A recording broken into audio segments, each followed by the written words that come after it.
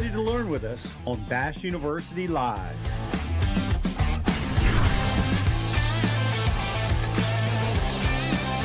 Bass University Live starts now.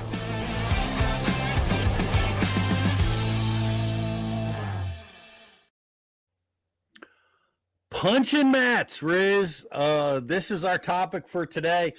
Guys, are you struggling to break down a mat, gain confidence in this amazing technique? This is going to be the show for you because we've got Brandon Lester on with us. He's our Bass University instructor, teaching us about punching over there on Bass University TV. So we're going to be talking about that today. We're super excited to have him with us, and it's good. Is this to me, this is the most fun technique. It's just full of excitement. Do you feel that way, Brandon? I would agree 100%. I mean, there's just nothing better than hearing that braid rip through a mat. I mean, it's just everything about it. I mean, it's just bass fishing.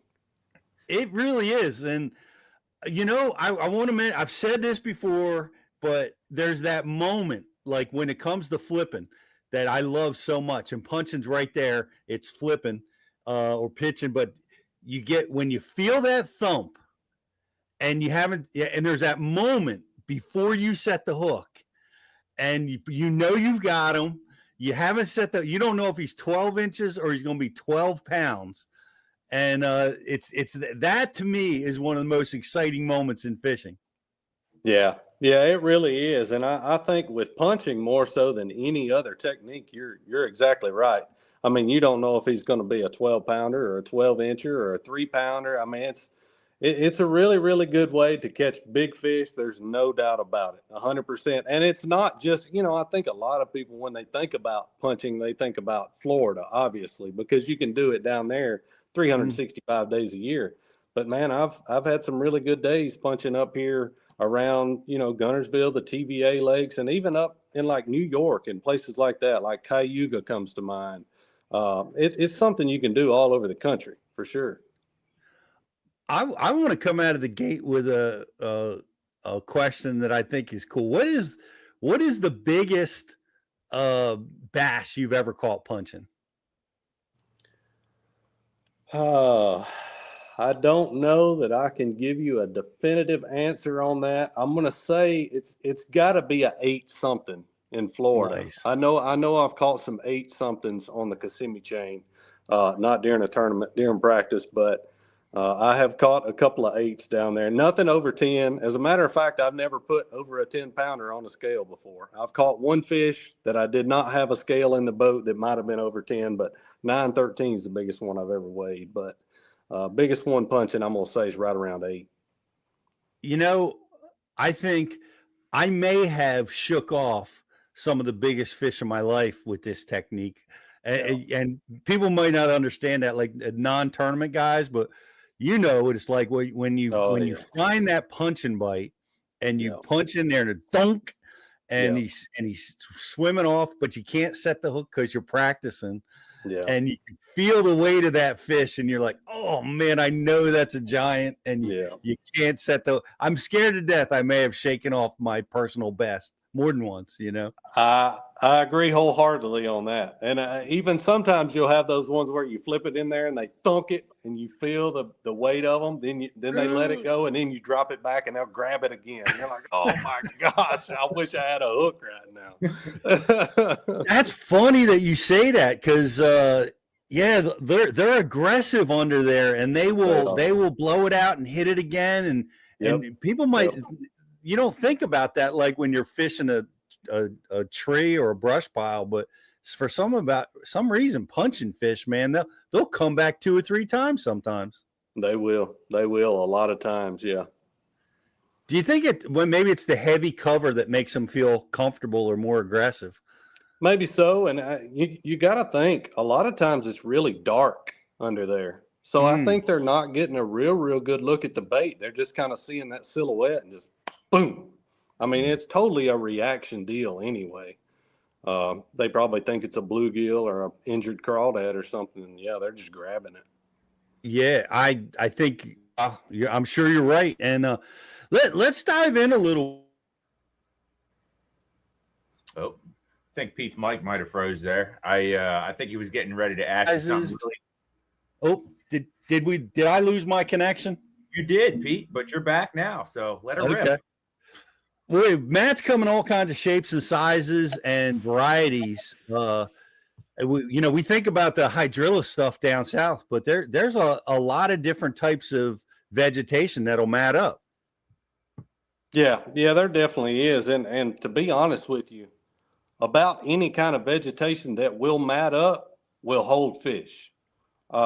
If I had my preference, I would say it's hydrilla, followed real closely by hyacinth, followed real closely by milfoil. Those are my three favorites. But I've caught them off of matted up eelgrass. I've caught them out of matted up water willow that kind of breaks off and creates these little mats. Anything that creates a mat and gives those fish shade to get under, I think that's the number one drawing factor.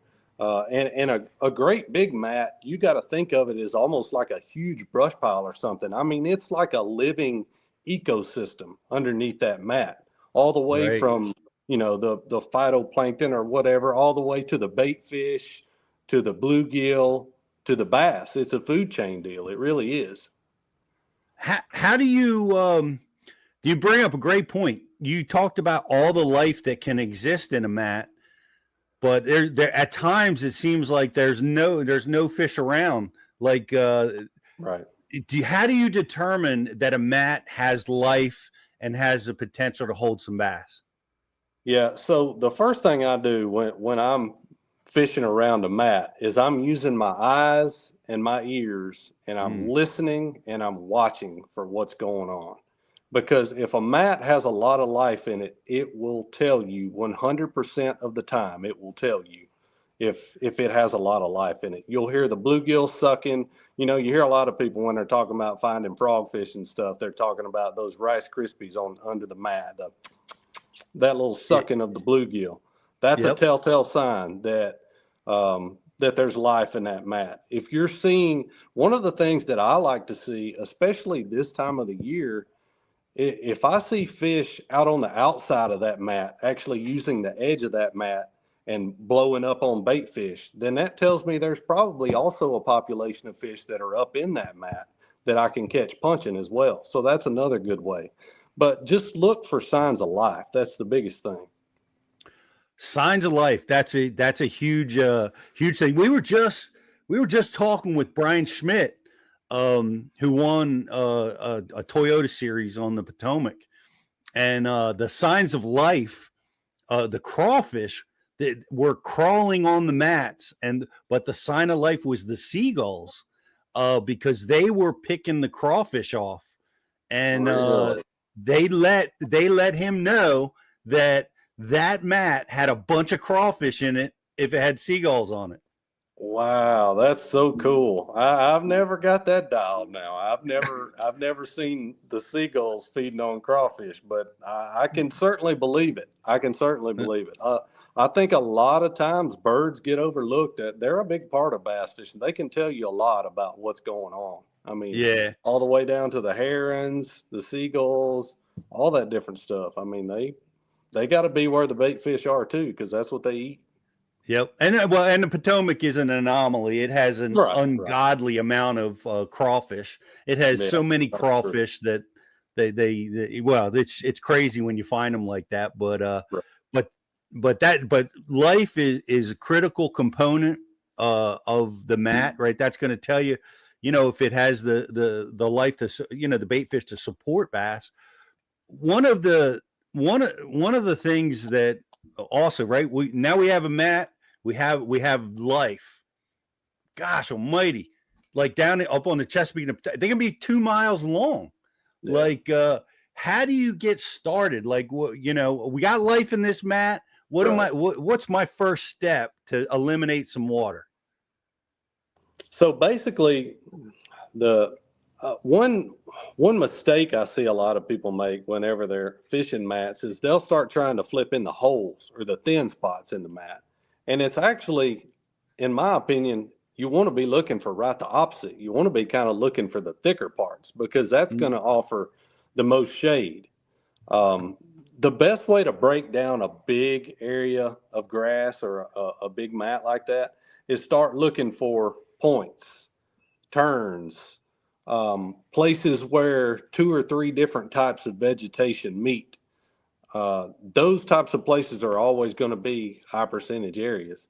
And sometimes you'll find a place in a mat that you don't know what's there. That's just the juice. There could be a rock down there. There could be a stump, something like that. But anytime I pull up in a mat and I can see like there's an isolated piece of brush and maybe part of it's sticking up out of that mat, or maybe there's a huge, mat and then a little clump of water willow sitting right in the middle of it. Anything different like that. Obviously, my eyes, when I pull up to that, that's going to be one of the first targets that I go toward to make a flip around because that's going to be a high percentage spot. Different types of vegetation. You mentioned something really curious, and I think is important is the bottom consistency. Mm-hmm. You said like stumps or rocks under there, but sometimes what's under the mat is more important than the mat itself. Yeah, definitely so. And that's a really, really good point, especially when you get somewhere like Florida comes to mind, a place like Okeechobee. Okeechobee is known, especially nowadays, to have a lot of silt on the bottom. From years and years of grass dying off and just going down to the bottom and decomposing, you get a lot of silt. If you can find an area under a mat that's got some hard bottom, man, that's like a magnet. That's where those fish want to be because by and large, we all know game fish spend the majority of their life on a hard bottom anyway. Hard bottom is good. I don't care if you're fishing ledges. I don't care what you're fishing. Hard bottom is 90% of the time where you want to be. So any kind of a little bit harder bottom underneath a mat is always a good thing, in my opinion. Well, mats, can be seasonal, right? Like, we think about, like, I think about mat fishing, the first thing that comes to mind is like this time of year, the fall when everything's mature. But like you mentioned down at Lake Okeechobee, like in the early spring, mats are important too. What are the seasons that mats are most prevalent? I definitely think throughout most of the southern, well, probably throughout most of the U.S., this time of year is probably one of your best times. The thing about it is the further you go north, obviously the growing season's a little bit shorter, so your window is going to be a little bit shorter to be able to fish matted vegetation, right? In Florida, their growing season's pretty much all year long, but so there's mats all the time.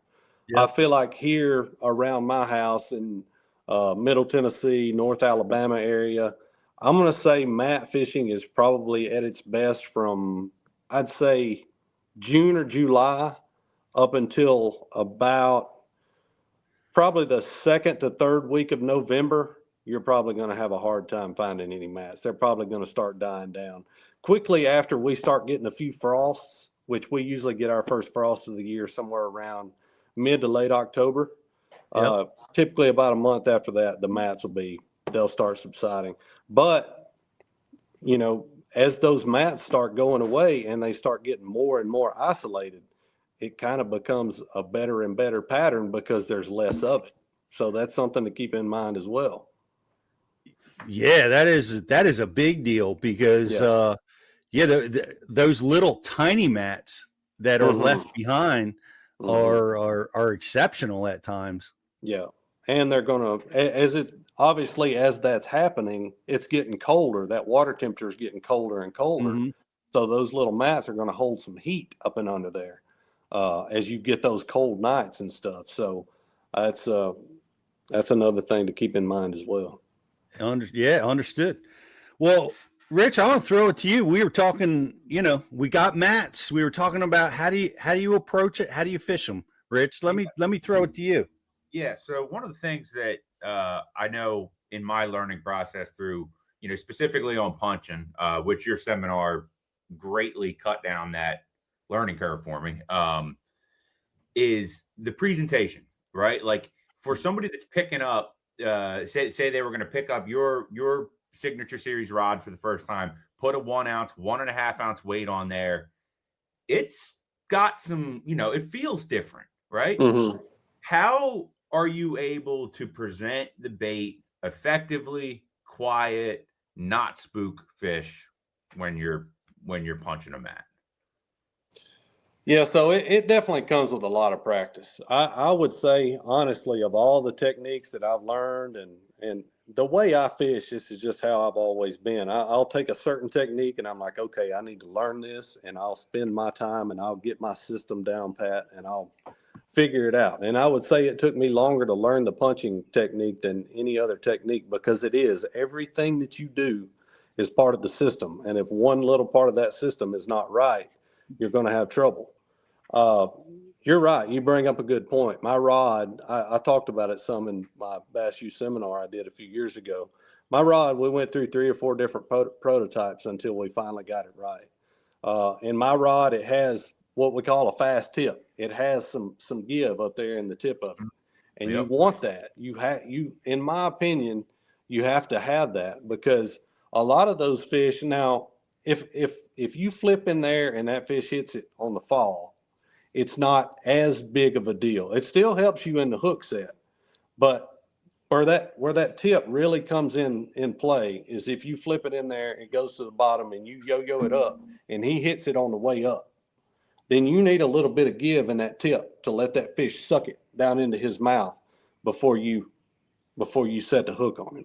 So my rod, my punching rod, we call it an extra heavy. I would probably say it's probably honestly closer to a heavy.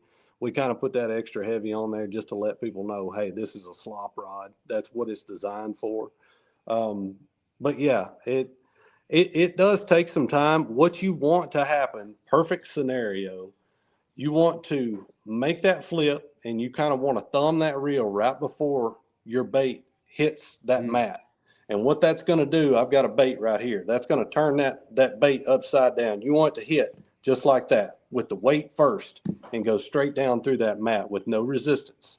And then you want to free spool that thumb. Let your thumb off the spool and let it shoot down there to the bottom without feathering it any at all. You want to just straight to the bottom, straight through that mat. That's how you're going to get the most amount of efficiency. It just, at that point, once you get that down, it becomes a game of efficiency.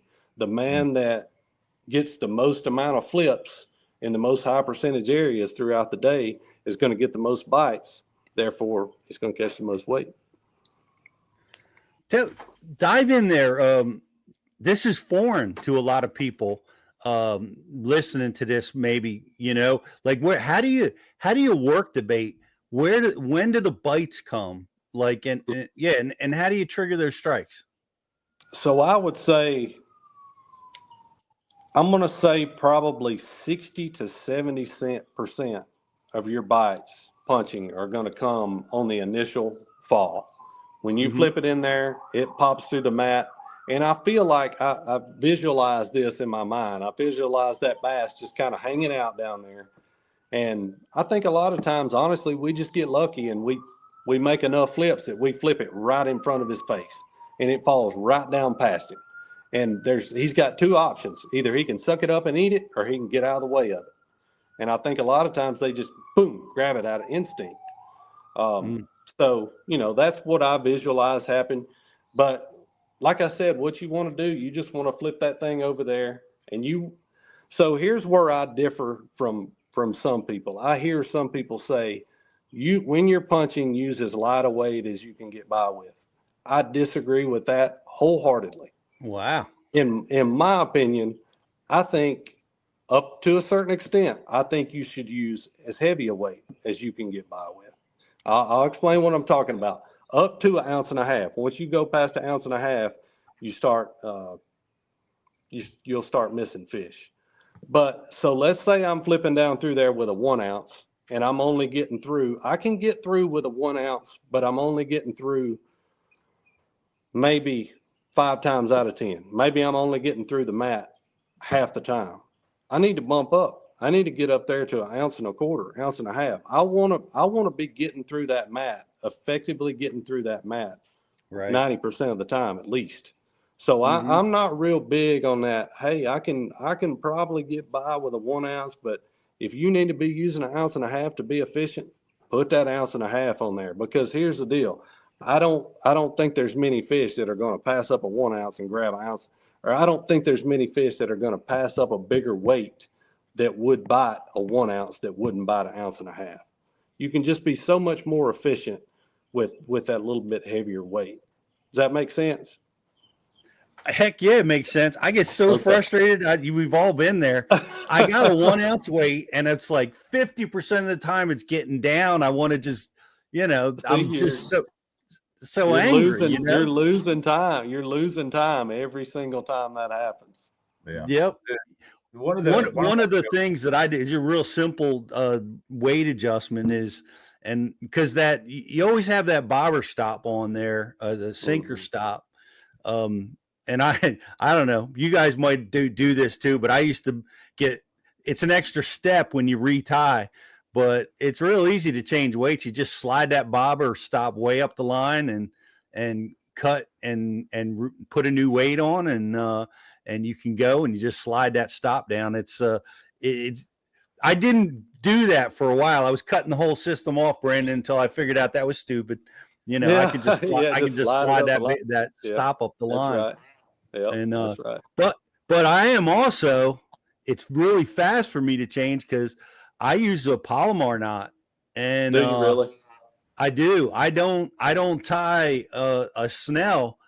I know a lot of guys do. Are you one of those guys? What's your knot? Because that's probably the right knot.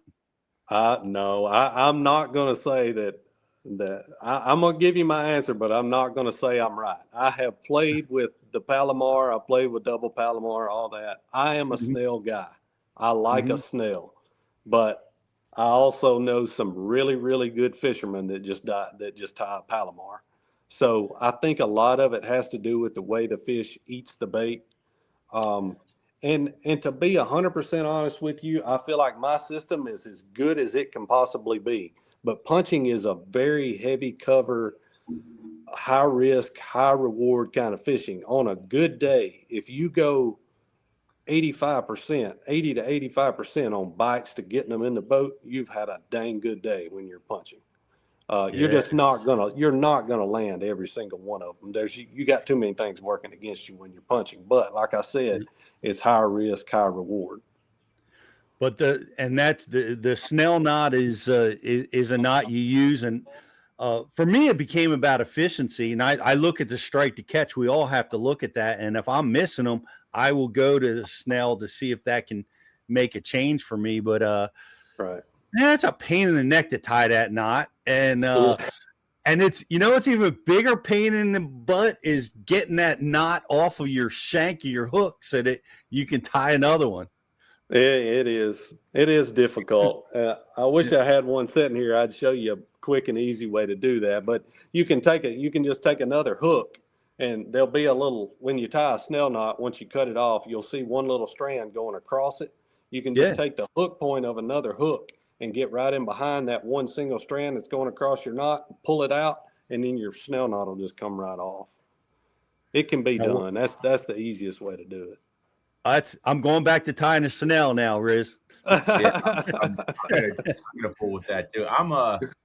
So it's funny. A couple shows ago, Brandon, we've already discussed this, but I had a fit this year with breaking fish off punching on 50-pound braid, which it's not supposed to happen. But since I've tweaked some things, and just to report back on that for anybody that's watching the show that was wondering. I switched over to a Palomar.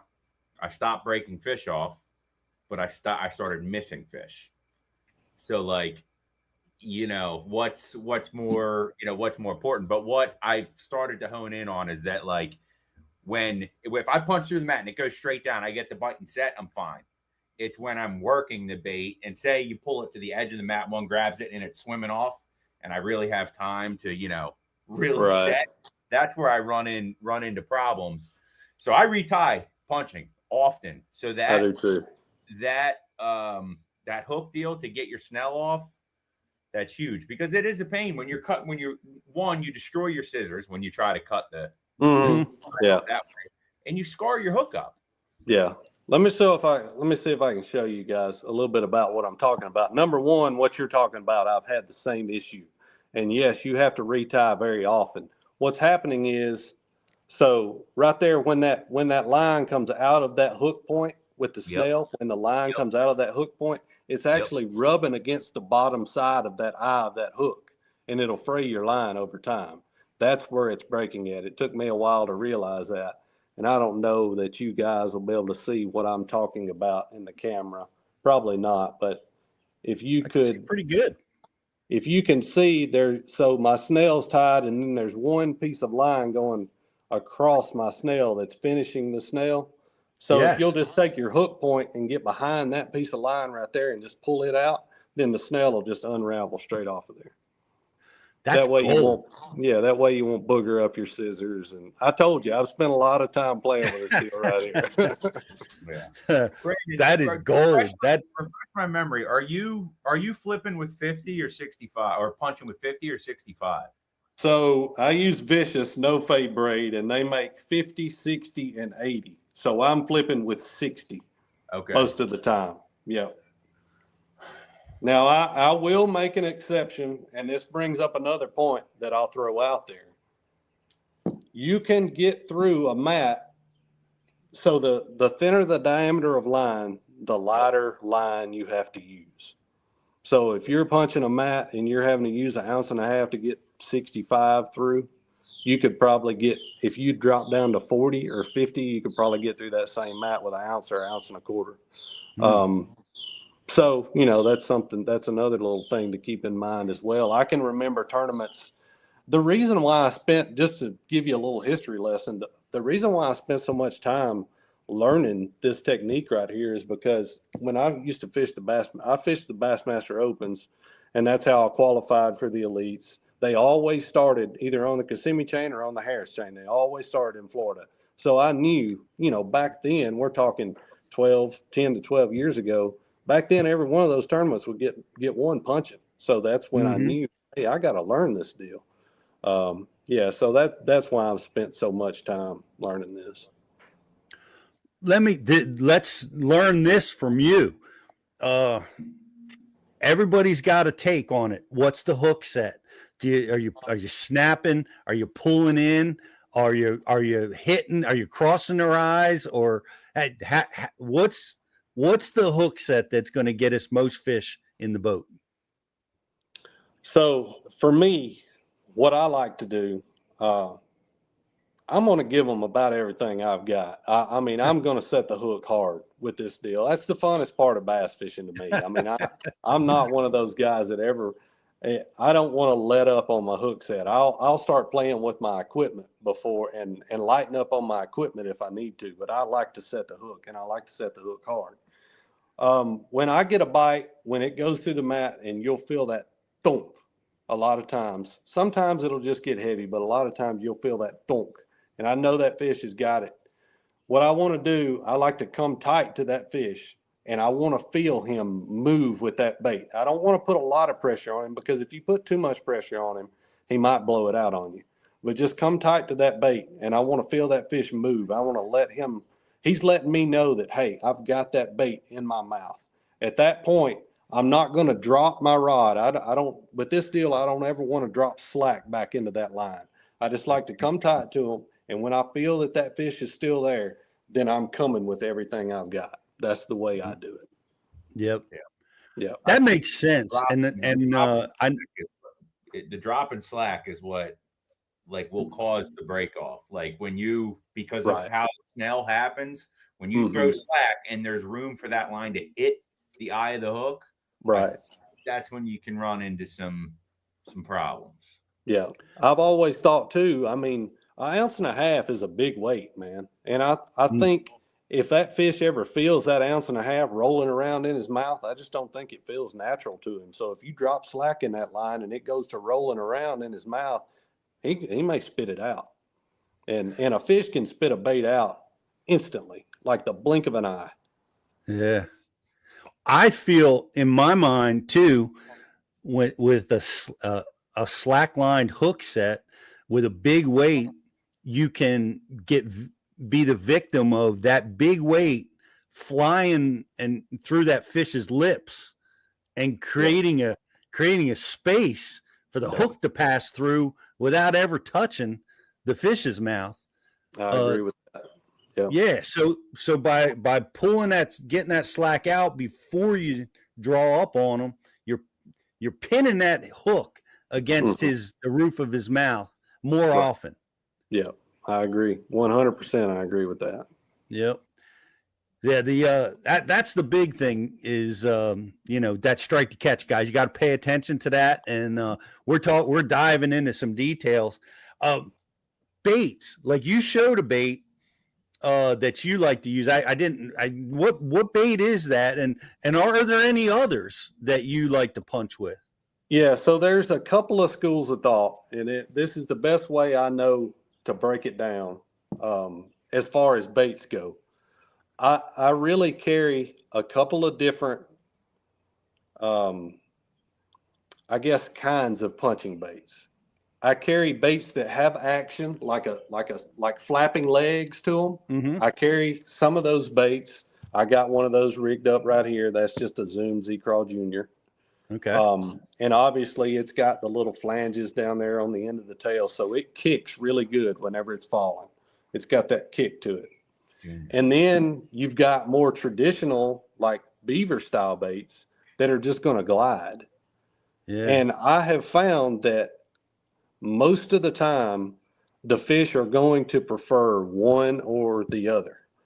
By and large, just just kind of throwing this out there, for the most part, when the water is still really warm and I feel like the fish are really active and their metabolism's up and everything, and they're kind of bitey, I think that bait with that more movement is better.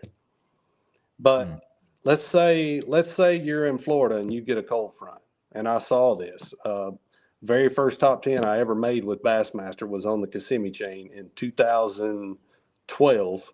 I finished third in the Southern Open on the Kissimmee chain. I get out there during the whole practice. I had been flipping the big Z crawl back then, and then I was flipping a full size beaver bait. First day, it's like 1 o'clock. I hadn't caught a fish yet. I sit down. I'm like, what's the smallest bait I got? I pull out a Gambler BB cricket, and I end up weighing in whatever I had, 17, 18 pounds, whatever, good bag. Ended up finishing third in the event, caught almost every single one of them on that BB cricket. So those little bitty adjustments can make all the difference in the world when it comes to punching. But yeah, just to kind of reiterate, if they're biting, I feel like something with some kick to it will bring them from further away under a mat. You can flip it in there, yo-yo it a few times, and they'll be like, hey, what's that over there? Right. But if it gets tough on you, then that's when I feel like you need to, yep, there's my baits right there. You can see it. That was a long time ago. But yeah, if it gets tough, I feel like you just want that glide. You just want that bait going straight in, straight out, straight in, straight out. And what in the world they think that, you guys know what a BB cricket is. It's a little 3-inch, 3.5-inch straight crawdad, has no kicking appendages on it, but it's one of the best punching baits that's ever been made. That's an old school bait. I remember that bait, dude. We used to punch with the lead Florida rigs with the screw lock. Did you ever use those big? It was almost as long as the BB cricket. We would have the weight and the bait together. Where the weight was just as big as the cricket was, but we still got them on that thing. Yeah. Oh yeah. Yeah. Bass used to not be near as smart as they are now. They're getting a lot smarter, which brings me to my next question. Like, man, this is some work to get in there and mat fish at times. How do you stay quiet? How do you manage your trolling motor? Do you ever take your transducer off, like to make it easier to get through, or push pole, or How important is that to be quiet and when you're in those heavy cover situations? Well, it seems like the past few years I haven't really got a chance to punch a whole lot, but yeah, definitely take that transducer off the front. You'll be able to get through those mats a whole lot easier. One of the biggest things that I like to do when I'm approaching a big mat, and I know it's going to take me a little while to fish it, I always want to be going with the wind. I want to use that wind to my advantage if there's any Yeah, way I possibly can. I don't want to be trying to fight the wind and the grass. right. So, and what that allows me to do, um, like say there's a really good mat coming up and I've got the wind pushing me from behind, then I'll kick that trolling motor up on 70, 80, 100%, and I'll get to within, let's say 60, 70 feet of that mat. And then I'll completely let off the trolling motor and I'll let myself just kind of coast in there and I'll boom, put my power poles down right before I get to where I need to be. Right, right. I like to make as quiet of an entry as I possibly can. And honestly, in some situations, I've even been known to push pole into some really juicy mats that I knew that, I mean, it's going to take you some time, but if you know, hey, if I get to that mat, there are bass, like say I shook off 7 or 8 bites under one mat during Mhm. practice. I know I'm going to get some bites right there. I need to be quiet. I need to be easy because I mean, at the end of the day, man, a big fish is about like a big deer. They get smarter as they get older. They just do. So yeah, any little trick like that and I mean, I'll turn my if I'm punching mats like that, I'll turn my side scan, down scan transducers, all those transducers. I'll either put them on stop sonar on my Lowrances or I'll turn them completely off. I don't want them making any pinging or anything like that. Anything I can do to blend in, that's what I want to do. I have heard that we're talking about quiet. I have heard tell of guys going back to fluoro in some situations because to eliminate that line noise Yeah. going through the mat. What are your thoughts on that? I have heard tell of that too. I just can't bring myself to do it. I will say this. The braid that I use, yes, I'm sponsored by them. I love this stuff. It's a great company. But this is Vicious No Fade braid, and it is one of the quietest braids on the market. Um, Braided lines are across the board, 4 strand, 8 strand, 16 strand, Mm-hmm. all that stuff. We could do a whole podcast on just braided line. But in my opinion, when you're flipping mats, I want something that when I flip it in there, I let it go to the bottom and I yo-yo it up and that line's hitting that grass on the way up. I don't want that stuff to be sitting there going, I want something Mm-hmm. that's quiet. I do believe you'll get more bites with a quiet braid, but going to fluorocarbon is just, I have experimented with it a time or two, and I quickly got away from it. You will, if you get a hold of a big fish in a heavy mat, man, I'd say 7 or 8 times out of 10, you're going to get your butt kicked with fluorocarbon. You can't get his head turned. You Yeah. just can't hardly do it. I mean, maybe some guys do it and they're successful with it. But it's not for me, man. I'm a braid guy. Yeah. Well, it's heartbreaking to lose a big fish in those mats. And I completely get it. And I get why they're trying to do it. They're like, I do we're too. I do we're too. trying to be stealthy. Yeah. And Oh yeah. let me ask you this, forward facing sonar, coin flip, all this stuff going on this year. We going to be punching any mats this year? Anything on the schedule? Maybe at the Tom Bigby River. Okay. Possibly there. I don't know. I've never put my boat in there. It's not that far from my house. I could possibly see it there. Mhm. Champlain with no scope, possibly. It is a Yeah. possibility. Maybe. I don't know. We'll see. It'll probably be more like flipping some submerged stuff or maybe flipping some reeds or something like that. But I have caught a few flipping mats at Champlain. It does happen from time to time. And we're there. I think we're there in August, late August. So if there was ever a time to flip some mats on Champlain, that would be it. So it's a possibility. You never know. I hope so, because it's fun to watch. It's man, it's the most exciting thing to do in the whole world. You know, It is. Yeah. I hope you guys listening to this, gain some confidence, get out there and give it a go. It's really a good time right now to go out and try to get a bite doing it. Most parts of the country. Yeah, it really is. I mean, I know, I haven't been to Gunnersville lately personally. I know they're catching them down there on it. Nickajack Lake, I got some buddies that's been catching them good, punching at Nickajack. Man, all across the country right now, you can if there's matted vegetation, like I said, it doesn't have to be any certain kind. It can be coontail, hydrilla, milfoil, anything that comes up there and makes a mat that those fish can get under, get in the shade. If it holds bluegill and bait, they will be there.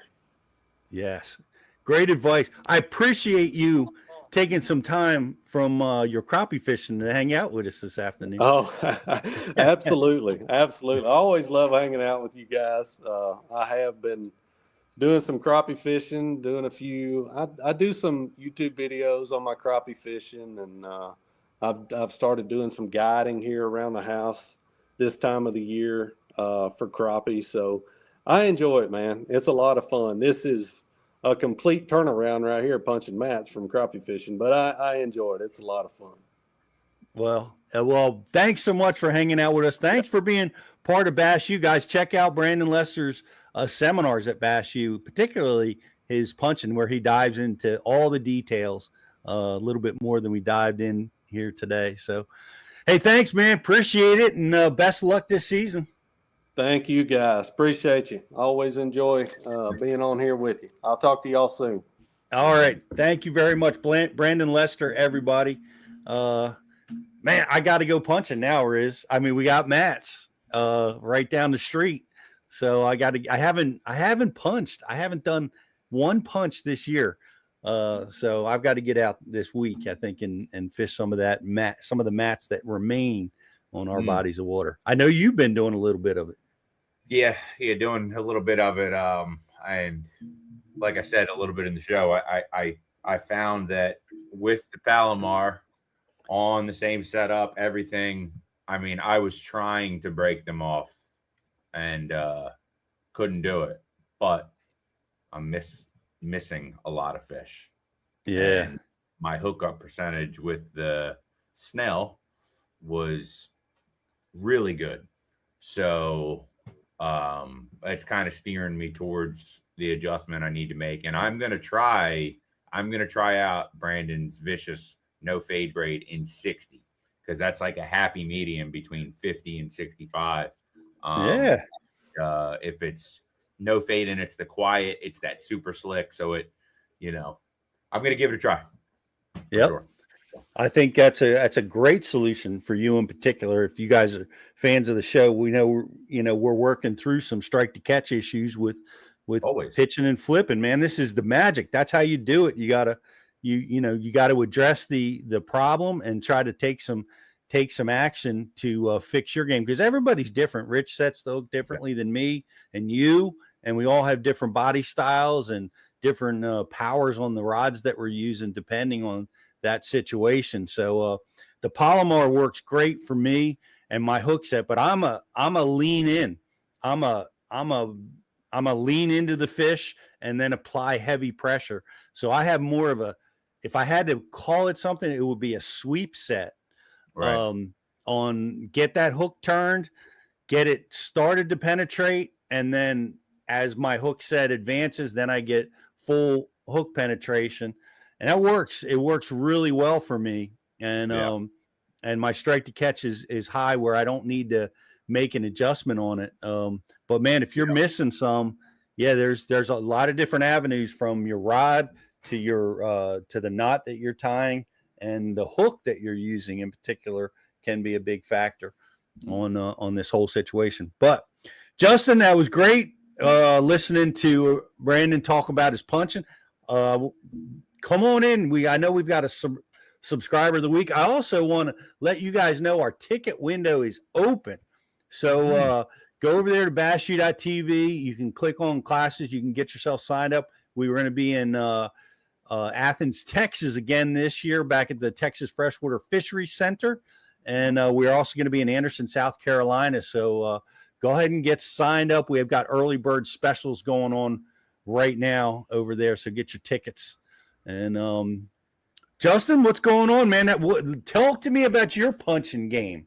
Like, are you a snap hook set? Are you a lean in guy? What's your punching game? I don't know. I was thinking about it. I'm not really sure what my hook set is, but it's my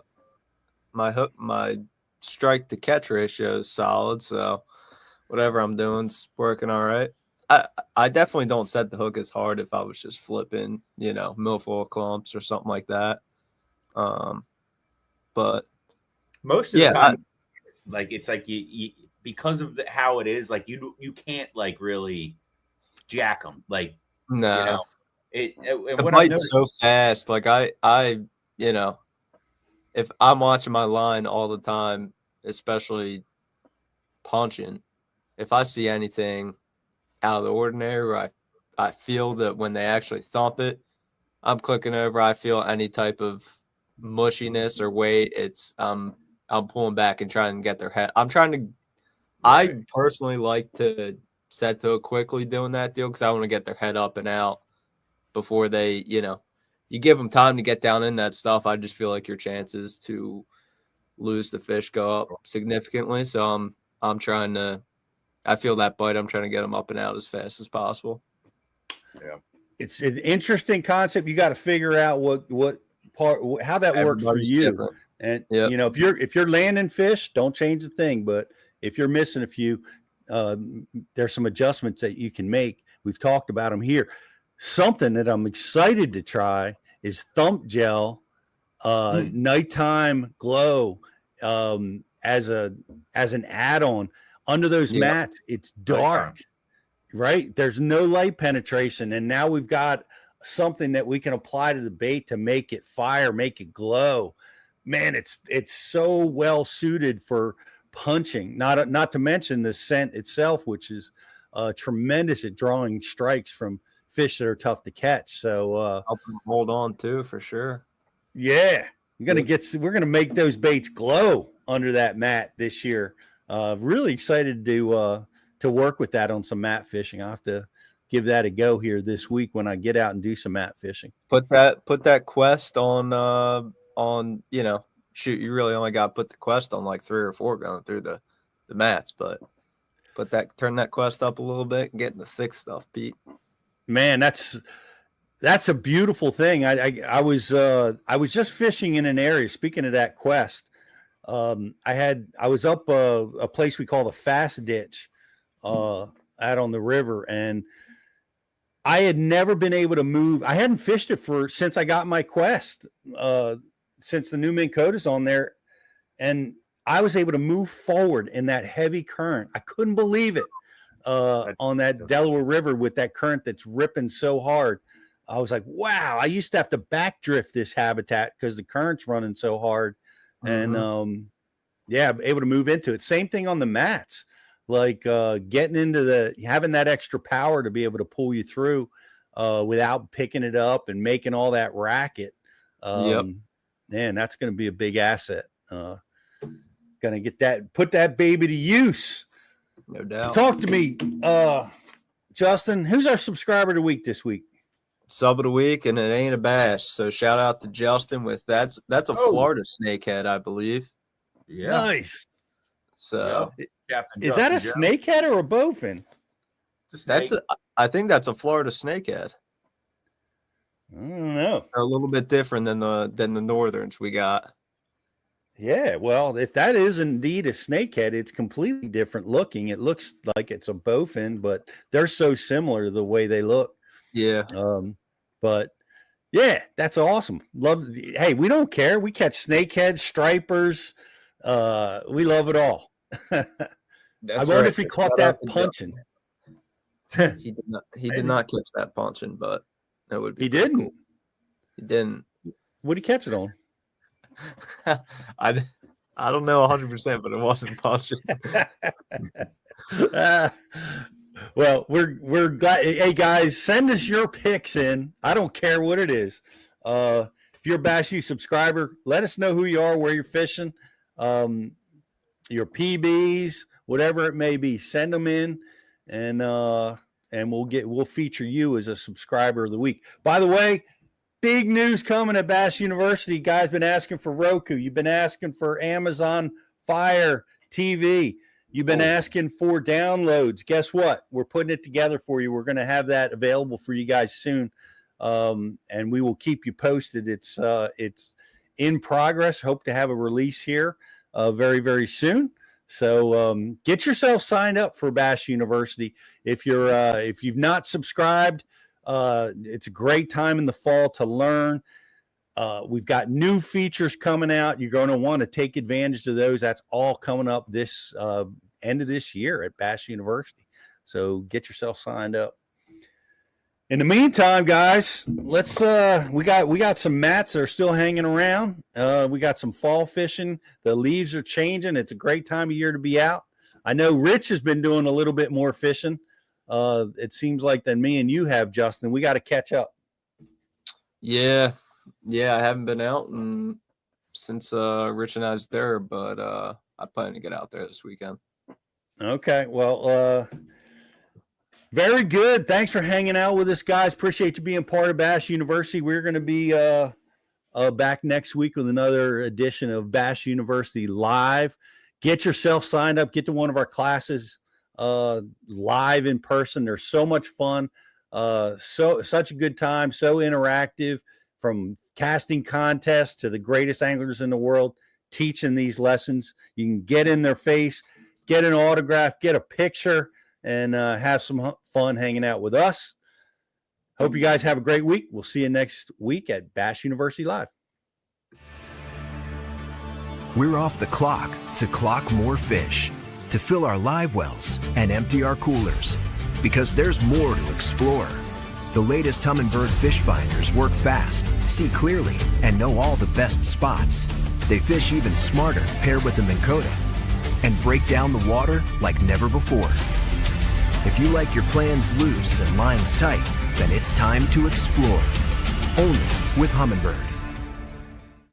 Get right to the fight. New Mega Live 2 forward-facing sonar puts you on more fish with an ultra-clear, rock-solid picture of underwater action. Next-gen clarity, next-level fun. Only with Humminbird. Do you love bass fishing? Then you have to check out Bass University. Access over 1,000 bass fishing seminars and episodes. Get discounts on the tackle from your favorite tackle brand. Learn the latest techniques from the top pros. And never stop learning. And never stop learning. And never, ever stop learning. Welcome to the Bass University. Welcome to Bass University. Welcome to Bass University. Welcome to the Bass University. Welcome to Bass University.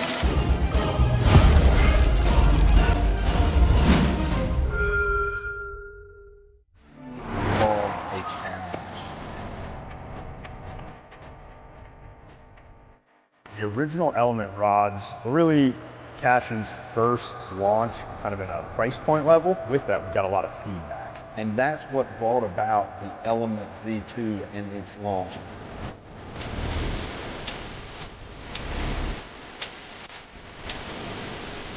The most affordable American-made rod on the market. Mother Nature may be tough. I'm tougher. I'll take you where chaos is the cost of entry and where the fish are worth the fight. Because the bigger the question marks, the better